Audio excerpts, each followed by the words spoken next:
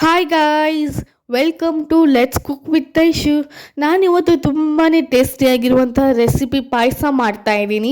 ಪಾಯಸ ಅಂದರೆ ಎಲ್ರಿಗೂ ತುಂಬ ಇಷ್ಟ. ಈ ಥರ ಕ್ಯಾರೆಟ್, ಸಾಬುದಾನಿ, ಶಾವಿಗೆ ಹಾಕಿ ಹೀಗೆ ಕ್ರೀಮಿ ಆಗಿರುವಂಥ ಪಾಯಸನ ಮಾಡೋದು ಅಂದರೆ ತುಂಬಾ ಸುಲಭ. ಎಲ್ರಿಗೂ ತುಂಬಾ ಇಷ್ಟ ಆಗುತ್ತೆ.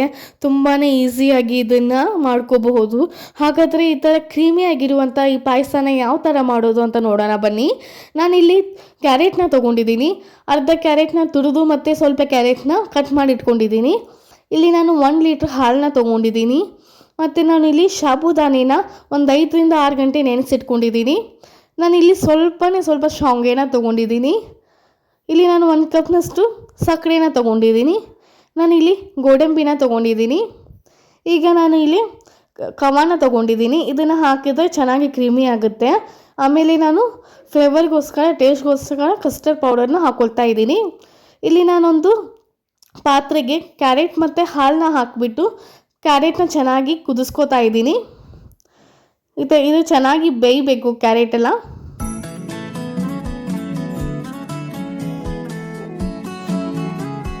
ಈಗ ಈ ಕ್ಯಾರೆಟ್ ಎಲ್ಲ ಚೆನ್ನಾಗಿ ಬೆಂದಿದೆ. ನಾನು ಈ ಕ್ಯಾರೆಟ್ನ ಒಂದು ಮಿಕ್ಸಿ ಜಾರಿಗೆ ಹಾಕ್ಕೊಂಡು ಅದರದ್ದು ಪೇಸ್ಟ್ ಮಾಡ್ಕೊಳ್ತಾ ಇದ್ದೀನಿ.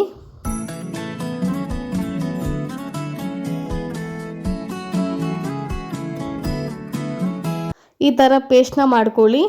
ನಾನಿಲ್ಲಿ ಒಂದು ಪಾತ್ರೆಗೆ 1 ಟೇಬಲ್ ಸ್ಪೂನ್ ತುಪ್ಪನ ಹಾಕ್ಕೊಂಡು ಅದಕ್ಕೆ ಸ್ವಲ್ಪ ಶಾವಿಗೆ ಮತ್ತು ತುರಿದಿಟ್ಕೊಂಡಿರುವಂಥ ಕ್ಯಾರೆಟ್ನ ಹಾಕಿ ಈ ಥರ ತುಪ್ಪದಲ್ಲೇ ಚೆನ್ನಾಗಿ ಫ್ರೈ ಮಾಡ್ಕೋಬೇಕು.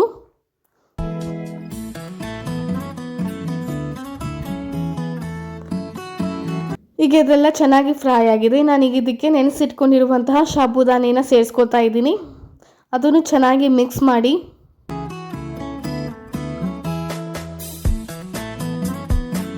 ಈಗ ನಾನು ಇದಕ್ಕೆ ಆಗಲೇ ಬೇಯಿಸ್ಕೊಂಡಿರುವಂಥ ಕ್ಯಾರೆಟ್ ಹಾಲಿತ್ತಲ್ವ, ಆ ಹಾಲನ್ನ ಮತ್ತು ನಾನು ಆಗಲೇ ತೋರಿಸಿರುವಂಥ 1 ಲೀಟ್ರ್ ಹಾಲನ್ನ ಕೂಡ ಇದಕ್ಕೆ ಸೇರಿಸ್ಕೊತಾ ಇದ್ದೀನಿ.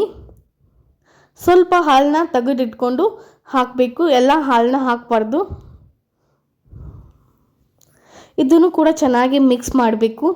ಇದನ್ನು ಚೆನ್ನಾಗಿ ಕುದಿಯೋಕ್ಕೆ ಬಿಡಬೇಕು. ಕ್ಯಾರೆಟ್, ಸಾಬುದಾನಿ, ಶಾವಿಗೆ ಎಲ್ಲ ಚೆನ್ನಾಗಿ ಕುದಿಬೇಕು. ಈಗ ಇದು ಕುದೀತಾ ಇದೆ. ಈಗ ನಾನು ಇದಕ್ಕೆ ಕ್ಯಾರೆಟ್ ಪೇಸ್ಟ್ನ ಹಾಕ್ಕೊಂಡು ಚೆನ್ನಾಗಿ ಮಿಕ್ಸ್ ಮಾಡ್ತಾ ಇದ್ದೀನಿ. ಈಗ ಇದನ್ನು ಕೂಡ ಚೆನ್ನಾಗಿ ಕುಕ್ ಮಾಡ್ಕೋಬೇಕು. ಇದು ಕುಕ್ ಆಗುವವರೆಗೂ ನಾನಿಲ್ಲಿ ಸ್ವಲ್ಪ ಕವ ತೊಗೊಂಡಿದ್ನಲ್ವ, ಅದಕ್ಕೆ ಸ್ವಲ್ಪ ಹಾಲನ್ನ ಸೇರಿಸ್ಕೊಂಡು ಇದನ್ನೆಲ್ಲ ಚೆನ್ನಾಗಿ ಕ್ರೀಮ್ ಥರ ಮಾಡ್ಕೋಬೇಕು. ಈ ಥರ ಚೆನ್ನಾಗಿ ಮಿಕ್ಸ್ ಮಾಡಿ ಕ್ರೀಮ್ ಥರ ಮಾಡ್ಕೊಳ್ಳಿ. ಅದನ್ನು ತಣ್ಣಗಿರುವಂಥ ಹಾಲನ್ನೇ ಹಾಕಬೇಕು, ಬಿಸಿ ಹಾಲನ್ನ ಹಾಕಬಾರ್ದು. ಇದಕ್ಕೆ ತಣ್ಣಗಿರುವಂಥ ಹಾಲನ್ನ ಹಾಕಿ ಈ ಥರ ಚೆನ್ನಾಗಿ ಮಿಕ್ಸ್ ಮಾಡಿ.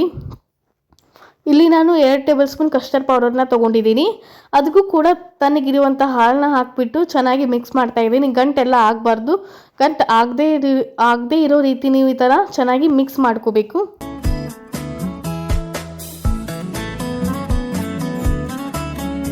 ಈಗ ಇದು ಚೆನ್ನಾಗಿ ಎಲ್ಲ ಕುದೀತಾ ಇದೆ.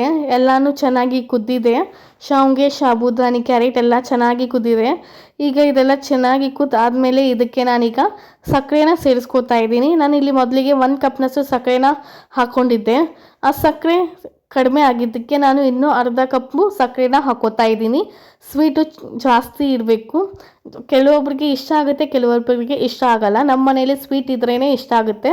ನಿಮಗೆ ಸ್ವೀಟ್ ಎಷ್ಟು ಬೇಕೋ ಅಷ್ಟು ನೋಡಿಕೊಂಡು ಹಾಕ್ಕೊಳ್ಳಿ. ಇದನ್ನು ಕೂಡ ಚೆನ್ನಾಗಿ ಮಿಕ್ಸ್ ಮಾಡಿ. ಸಕ್ಕರೆ ಎಲ್ಲ ಕರಗಬೇಕು. ಸಕ್ಕರೆ ಎಲ್ಲ ಕರಗಾದ್ಮೇಲೆ ನಾನು ಇದಕ್ಕೆ ಈಗ ಕವಾನ ಹಾಕ್ಕೋತಾ ಇದ್ದೀನಿ.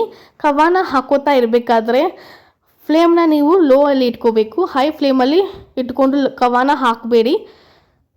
ಈ ಥರ ಚೆನ್ನಾಗಿ ಮಿಕ್ಸ್ ಮಾಡಿ. ಈಗ ಇದಕ್ಕೆ ಕಸ್ಟರ್ಡ್ ಪೌಡರ್ ಕೂಡ ಸೇರಿಸ್ಕೊಳ್ತಾ ಇದ್ದೀನಿ.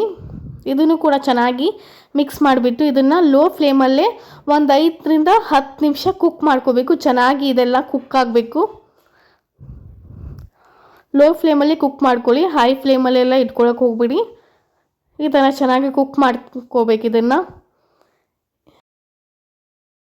ಈಗ ನಾನಿಲ್ಲಿ 2 ಟೇಬಲ್ ಸ್ಪೂನ್ ತುಪ್ಪನ ತೊಗೊಂಡಿದ್ದೀನಿ. ಅದಕ್ಕೆ ಗೋಡಂಬಿನ ಹಾಕಿ ಆ ತುಪ್ಪದಲ್ಲಿ ಗೋಡಂಬಿನ ಚೆನ್ನಾಗಿ ಫ್ರೈ ಮಾಡಿಬಿಟ್ಟು ಅದನ್ನು ಪಾಯಸಕ್ಕೆ ಹಾಕ್ತಾ ಇದ್ದೀನಿ.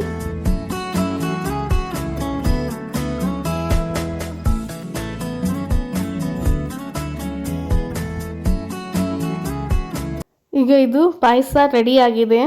ತುಂಬಾ ರುಚಿಯಾಗಿ ಕ್ರೀಮಿಯಾಗಿ ಮನೆಯಲ್ಲೇ ಸುಲಭವಾಗಿ ಇದನ್ನು ಮಾಡ್ಕೋಬೋದು. ಎಲ್ರಿಗೂ ತುಂಬಾ ಇಷ್ಟ ಆಗುತ್ತೆ. ನಿಮಗೆ ಈ ವಿಡಿಯೋ ಇಷ್ಟ ಆದರೆ ನನ್ನ ಚಾನಲ್ಗೆ ಸಬ್ಸ್ಕ್ರೈಬ್ ಮಾಡಿ, ಲೈಕ್ ಮಾಡಿ, ಕಮೆಂಟ್ ಮಾಡಿ. Thank you.